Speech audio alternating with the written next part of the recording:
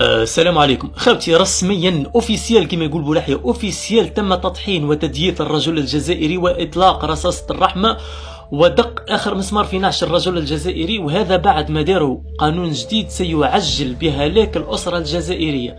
قال لك باللي الدولة الجزائرية قررت انها ترفع التحفظ على المادة 15 فقرة 4 من اتفاقية سيداو اللي تخص القضاء على كل أشكال التمييز ضد المرأة والحرية والمساواة بين الرجل والمرأة.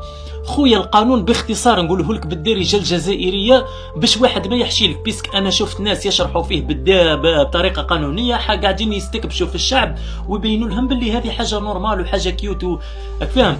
القانون الجزائري لا شغل الفقرة هذه تقول باللي المرأة عندها حرية التنقل وعندها حرية اختيار المسكن بدون ما تكون ليك انت ولاية ولا سلطة عليها. وش معناتها حبيبي هذه باختصار بالدرجة الجزائرية؟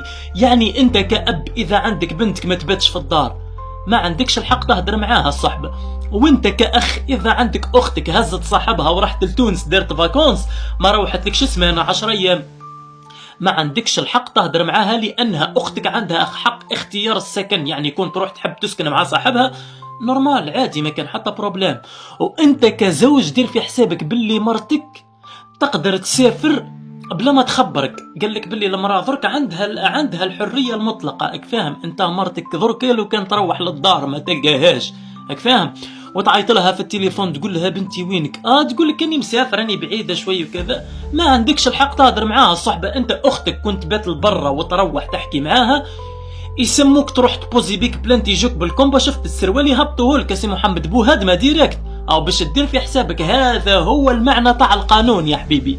اختك ومرتك وبنتك عندها حق اختيار السكن بلا ما تكون ليك سلطة عليها، فاهم؟ هي المجتمع الجزائري على كل حال 40% ولا 50% حالات طلاق، يعني ما زلت 50% الاخرى ولا 60% يزيد يكملوها بالقانون هذا. انا المهم مش راح نقول لكم عظم الله اجركم، نقول لكم خلاها تصدي، وش راح نقول لكم؟ لانه شغل تحب ولا تكره الزواج في الجزائر الان مشروع فاشل. تجيب مرة من بعد تروح ما تلقاهاش في الدار، مريض انت الصحبه.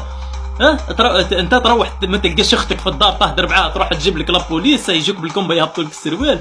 المهم خاوتي ربي يعين الرجال واللي فاقوا هربوا، والسلام عليكم، واستمروا.